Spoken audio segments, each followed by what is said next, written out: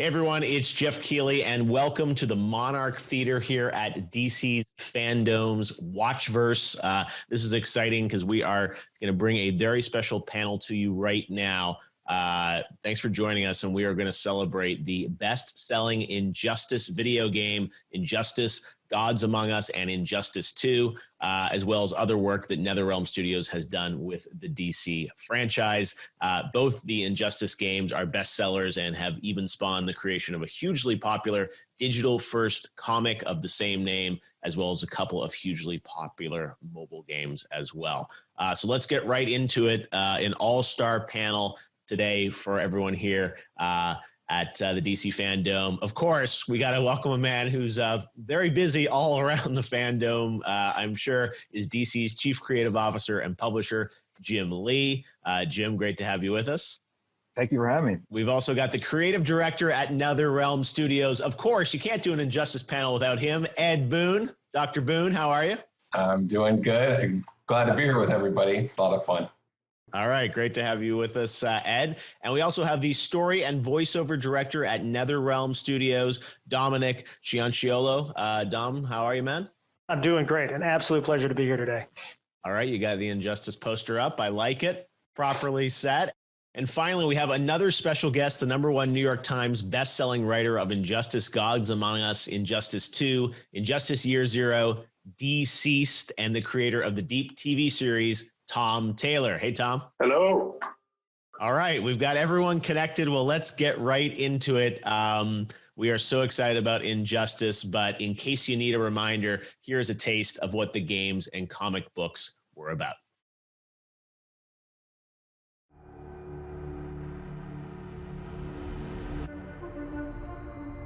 Savior. Monster. Guardian. Vigilante. The preservation of life. So often, the justification for taking it. Humans, elevating those that keep guard until they watch too close. And the so-called hero, condoning the very act he would condemn.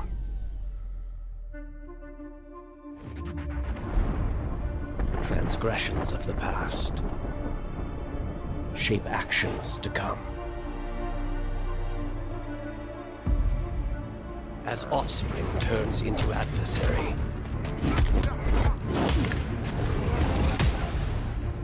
yesterday's loss leads to madness.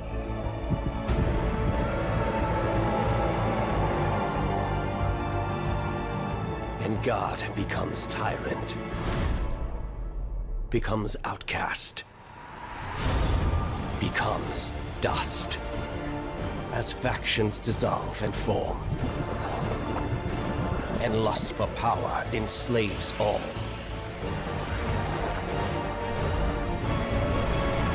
Such folly and futility in the grand design. Curious how lines once clearly defined become blurred.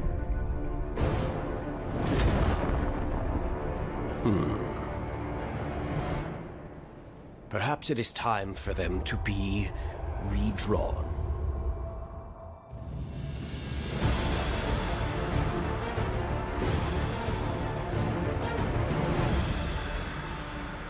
All right, so let's get right into all things Injustice. NetherRealm's approach to story has been very unique, especially for fighting games. They've been deep and immersive and presented in such a cinematic way. As anyone that plays these games know, they are fighting games, but they are really just amazing kind of, I said, cinematic tales about these characters and the world. Ed, let's talk a bit about the world of Injustice. Of course, we know you and the NetherRealm team for amazing work on Mortal Kombat, but what was the catalyst for you guys to work on Injustice? Of course, you're part of Warner Brothers and the DC family, but what was the sort of the impetus for this game and the crazy storyline that you came up with? Well, we have been working on Mortal Kombat games, forever in a sense. And then we got the opportunity to do a game called Mortal Kombat versus DC Universe. And with that game, one of the things that really stood out for us was there was an opportunity to do a pure DC fighting game, something that celebrated, things on a superhero scale and level of things. And that was really kind of like the catalyst that got us into thinking, let's do a DC fighting game. And then Justice was really born from that. With any story in fighting games, we always want to see matchups. We want to see Superman versus Batman. We want to see Flash versus Wonder Woman. We want to see all these things. And so we needed a story that would actually have it make sense that Superman and Batman would be at odds, would be in conflict. And so that's where the whole idea of an alternate universe, alternate versions of these characters, that let us set up a scenario where it made sense that Superman and Batman were adversaries. And that really kind of defined this slice of the multiverse that is the Injustice world, where Superman is a dictator and Batman is trying to take him down. And so that were the seeds of how Injustice started. Well, it's such a fresh take on the universe. Dom, tell us a bit about the script and bringing this to life, because it as Ed said, it's its own slice of the multiverse. Was it fun or a little daunting to figure out how to switch things up? I mean, working on Injustice was a tremendous amount of fun. As Ed mentioned, it was a change of pace from the other things that we had been doing, and to be able to dive into a completely different lore and try to make things work and work with these iconic characters was a real treat. And as we were looking at, how to do this alternate universe, and one of the things that Ed had talked about early on was this idea that our take on the DC universe would be kind of the NetherRealm branded version. So it'd be a little grimmer, a little darker, sort of more akin to Mortal Kombat, without obviously not taking it that far. And so initially, the pitches that we put together were based on some of the wilder takes of the areas of the multiverse that we've seen previously. And as we presented those to Ed, and he was looking at it and thinking about it, his instinct was we go for something that was more grounded rather than something that was really out there, to keep it identifiable for fans. And that's where the Injustice universe really started to take shape, because it brought a couple of questions to the fore. And that is, what events could cause Superman to let go of these self-imposed restraints that he has and sort of pursue justice by any means necessary? And then how would that process corrupt him? And then once we got to there, it's like, okay, how are the other people in the DC universe going to react to this unchained Superman? And so from there, the battle lines got drawn very quickly as you looked at the characters and their relationships, and sort of the fissures of how they would deal with this were exposed. And from there, it was just a matter of weaving all this stuff together into one big tapestry and creating the events that became the main plot of Injustice. And then you, Dom, Ed, have to go out and pitch this, I'm sure, to DC on what you want to do with the storyline and the characters. Jim, you were publisher at the time when this kind of came through of what they wanted to do with Injustice. What was your kind of initial reaction when you saw the story direction? Yeah, when we first heard this idea, we were actually really thrilled, because it very much aligned or mirrored our own ambition with something we called the New 52 in publishing. That was like 2011, and it was a soft reset of the universe where we introduced sort of updated origins, new costumes, new looks for the characters, dialed back their experience, really just contemporizing and modernizing the mythology. And we also love the fact that this game leaned into the multiverse, which we feel is really one of our competitive advantages.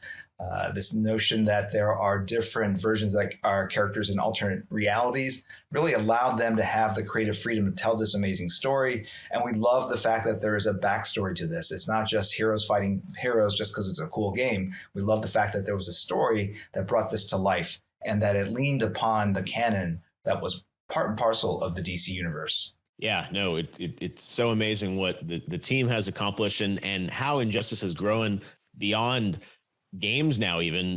Tom, I wanted to ask about how you got involved and got to expand on the story even more. Yeah, sure. Well, DC came to me, I think Jim Chadwick came to me and basically said, Tom, I just done DCUO Legends Online, which was another sort of game tie thing, and they were really happy with that. They came to me and said, are you interested in basically telling a terrible story about Superman? And as a huge Superman fan, I was traumatized by this idea. But of course I had to agree, because it was getting to play with some of the greatest toys in the world. And I spoke to Jim Chadwick about this. He and I came up with this idea. I was given the game script by the people at NetherRealm. I went, oh my God, how do we get here? And that was the story that I realized we had to tell. We had to tell the story of the world's greatest friendship, the world's finest friendship breaking up, essentially. That's quite the story that you put together. And, you know, the story continued in Injustice 2, both classic games from NetherRealm. Ed, I wanted to ask you about the characters in this game, because as you know, with any of your fighting games, people want to know which characters are you going to get to play as, who's going to be featured in the game. Beyond Batman and Superman, how did you determine kind of the roster of characters for both the first game and the second game? I know it's, you know, a constant debate and discussion, but can you maybe take us inside your thought process a bit?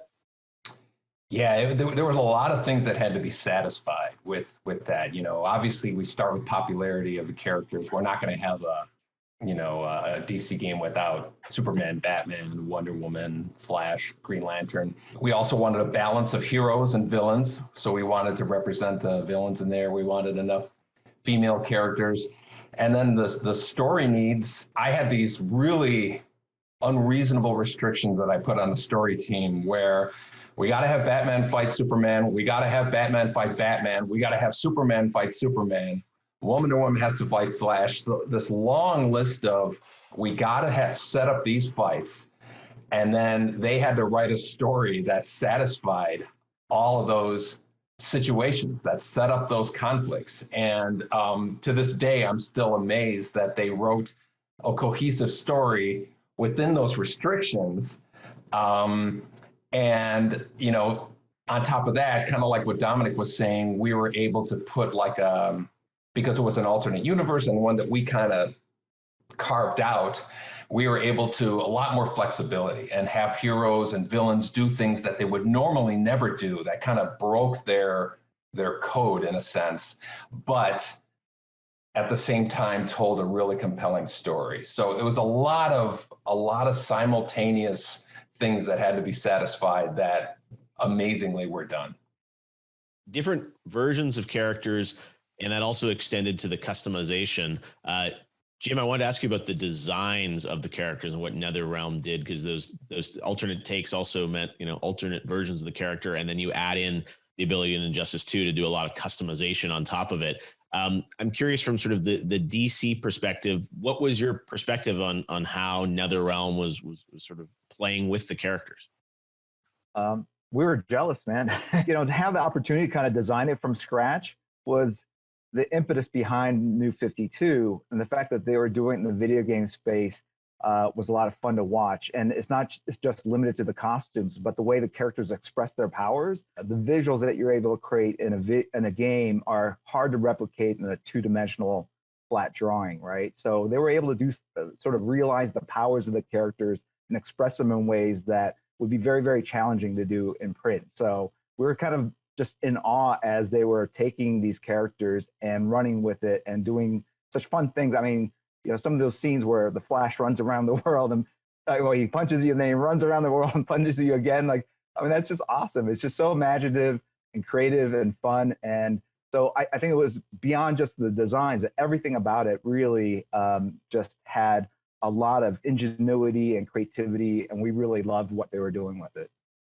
Yeah, no, you said such amazing cutscenes, cinematics in the game. Although, Tom, this world was really introduced to people through a comic, which was amazing, is where it sort of all started ahead of Injustice, the original game. And I was curious, you know, the comic also was able to introduce more characters than those that players saw in the game. So you're really kind of, you know, building the lore of this Injustice world. Can you talk a bit about how you approached kind of developing the wider world of Injustice beyond the game? Sure. Well, look, I'll start with the fact that there were a lot more characters. And basically, this was my first big shot at DC. And I saw a chance to play with all the best toys straight away. And so that's why there were so many characters, because I just wanted to write them all.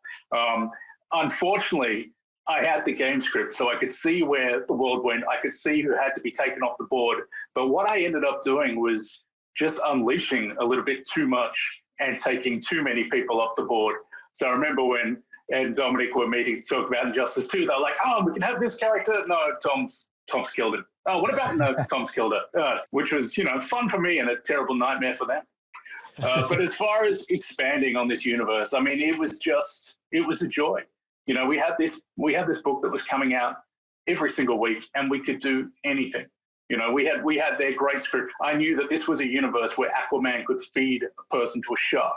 So for me, that there were no boundaries, and it was just so much fun to play with. And obviously, I didn't want to do these terrible things to Superman and to Batman, these characters that I loved, but I knew I had to, so I just went with it. And then it was just a matter of building something that made sense for the character. So for me, Superman isn't somebody that has one bad thing happen to him and then suddenly he's spinning around in a chair and patting a white cat. He doesn't turn evil in an instant. So we need to show the slow degradation of this wonderful hero. And that's what Injustice was about for me as a writer. Dom, for you as a writer, how did Tom talked about sort of the collaboration a little bit there. How did what Tom was doing for the comics influence the game? He mentioned the game scripts. Were you guys collaborating on this from the get-go? Sure. Well, it's the efforts between the comics and the game were running independently, because as Tom mentioned, we had the game script done, and then he began work on the comic. But then it became over time sort of a feedback loop as we moved into Injustice 2, because Tom had done this amazing job in the first set of comics of sort of following the breadcrumbs, the little things we hinted at in the script, and then expanding on them, and then taking them to level 500.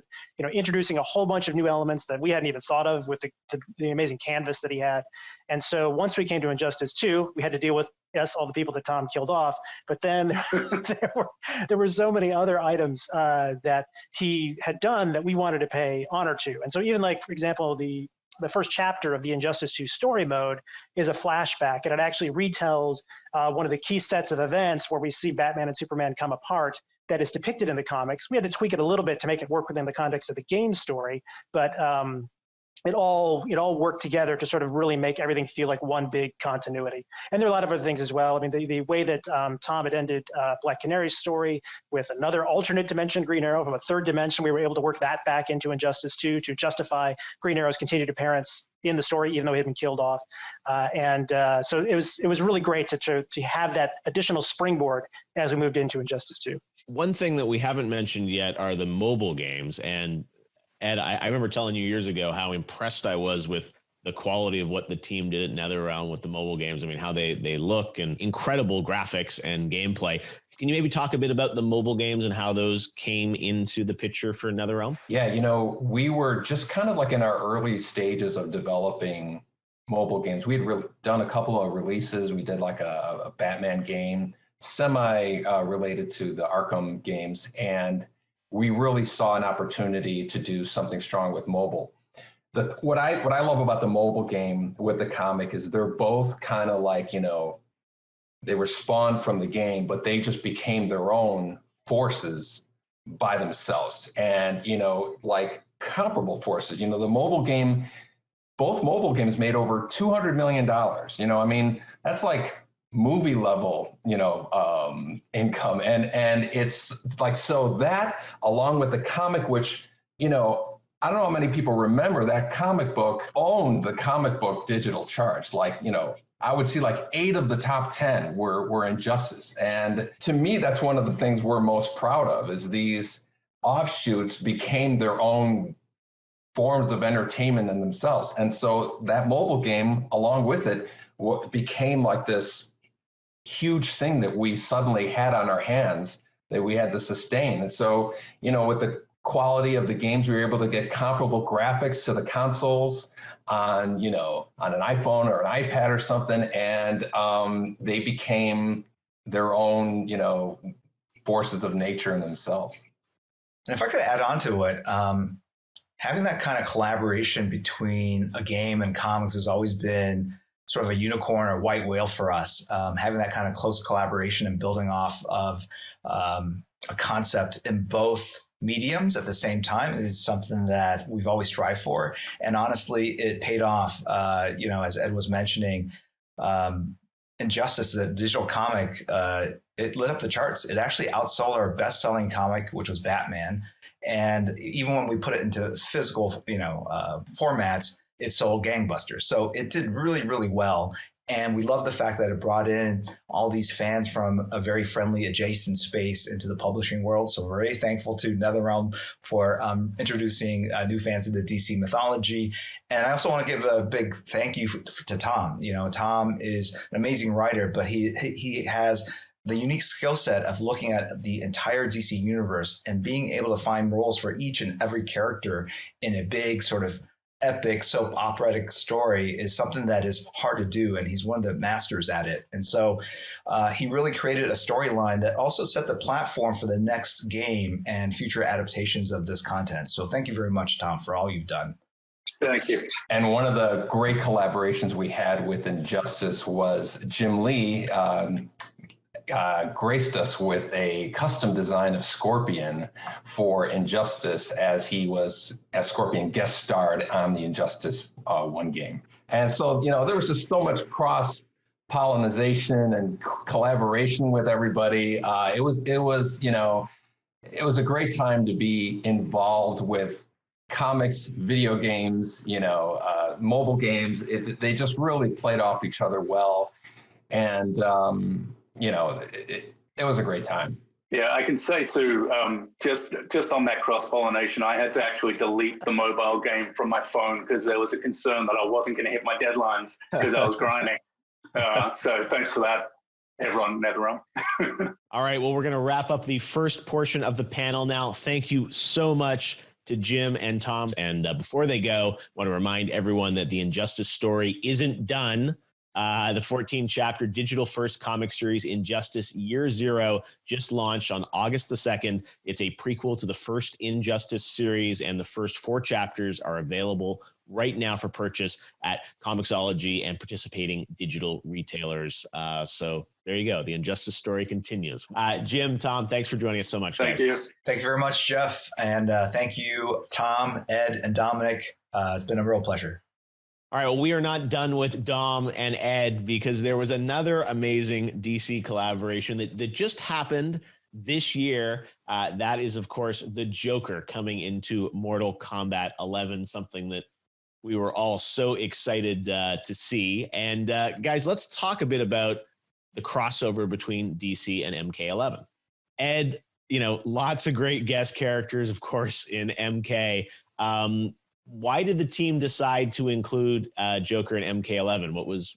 And the other thing is, we should talk about the character design too, because there's so many different Jokers. Maybe tell us a bit about that. Well, over the years, we always assumed that there was this line that we could not have DC characters in Mortal Kombat. It was, and I would always use the expression, I have no desire to cut Batman's head off. So as we thought about it a little bit more, Joker had this movie coming up, which was, an R-rated movie, and it was taking a really kind of hard-edged look at that character, a darker look. And so we thought that there was an opportunity to even consider putting him in Mortal Kombat.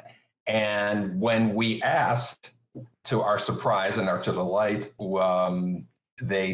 DC was, yeah, let's talk about this. And so, we came up with a very dark version of the Joker. Mortal Kombat 11 has a lot of customization in it. And so as far as we gave him a look, very dark look, but the main thing was having players come up with their look of Joker, different hats, different canes, different outfits that they could wear. And that's what I've seen people doing mainly, is just building what they think Joker should look like in Mortal Kombat. And that extended to the intros. Dom, tell us a bit about getting Joker to get to play in this world. Again, you're having too much fun, but could you tell us a bit about how you came up with some of those insane intros? Sure. The Joker intros it's a big collaboration among a lot of people because there are two aspects of expressing character within the intros. First is the physical animation. What is the character doing? How are they entering the fight? And then the other side of it, of course, is what I specialize in, which is the dialogue side of things. Now, Josh Slingerland, who is our creative lead on the physical side of the animations, he was going for something that he would call like playfully murderous and really creating this very dark take on the Joker. And he was really inspired by the Droogs in Stanley Kubrick's Clockwork Orange. You see a lot of that kind of with him in the character. And he's also looking at other sort of comics and other properties where the Joker's appeared in and sort of being inspired by iconic moments and beats to sort of include in those intros. From a dialogue side, we're trying to continue that as well, and really trying to make Joker stand out among the other MK villains, so that he's uniquely dark, uniquely depraved, and different, and just he revels in violence in a way that even some of our worst villains of Mortal Kombat don't. Other part of the fun for us, of course, is that this is not our first turn with Joker in a Mortal Kombat Joker mashup, and so we wanted to pay honor what had come before in Mortal Kombat versus DC Universe, so that the characters that were in MK11 that also appeared in that game, they had a history with Joker. They remember him. They have bad memories of that. So we could sort of play with that. And, our fans always love when we Easter egg things and do callbacks. And it was really well received, that nod to MK's history with Joker's appearance in this one. Now we've got a couple of fan questions for you guys. So many fans around the world wrote in with questions about all things from NetherRealm. So we got a couple that we're going to go to. And this first one is, I'm sure, a question that got it sent in by quite a few people, but the one that we happened to select was from Juan in Argentina, and he wants to know, Injustice 3 coming soon, ? Ed? Oh, I'd love to answer that question. We have nothing to say at the moment about Injustice 3. I wish we could talk, but at the moment we have nothing to announce. But we appreciate the desire to see one. Just stay tuned to Ed's Twitter. One day he'll tease something. Right. But all right, well, we tried, right? All right, on to the next question. This is one I think both you guys can answer. Yvonne from the UK wants to know, what member of the Justice League would win the Mortal Kombat tournament? I was thinking about this today, and I had a thought occurred to me. I'm actually going to go with the Atom, because I'm not sure anybody in the Mortal Kombat universe would have ever fought anything like it, and his particular powers of being able to go microscopically small and then absolutely gigantic. And if he showed up at the Mortal Kombat tournament unannounced with no preparation, he might just wipe the floor with everybody. Right to the top. Yeah. Ed, what do you think? If we eliminated those pills that the characters took in Injustice to be able to withstand, a fight with Superman, they don't exist in Mortal Kombat. So I'd have to go with Superman. I mean, that's obviously, can't imagine somebody being fast enough to even make contact with him. Ed, Dom, this has been so much fun. And again, you guys have done so many great games over the years at NetherRealm, but also what you've done with Injustice has just been so fresh and exciting in the DC universe. And I love that it's extended into comic books and the mobile game, hopefully other mediums as well in the future. And I hope this is not the last we've heard of Injustice on the game side. But congratulations, guys, on an amazing franchise. Two franchises, really, MK and also Injustice. And we look forward to whatever NetherRealm has for us in the future. So Ed Boon, Dom, thanks for joining us, guys. Thank you for and this has been such an awesome insight into the world of DC and NetherRealm's acclaimed fighting games. Thanks again to Ed and Dom, and of course, Jim and Tom as well for joining us. And we hope that everyone watching is a fan of Injustice and you get to play the games and also check out the comics. As I mentioned, the new comics just hit earlier this month. And if you haven't already gotten the games yet, you can find Injustice 2 on sale now across some of your favorite retailers, and you can download the mobile version of the game from the app and Google Play stores. Thanks for joining us here. This FanDome thing is such a cool, different experience in these crazy times we're in. Hope you enjoy the rest of the events, and we look forward to seeing everyone again soon.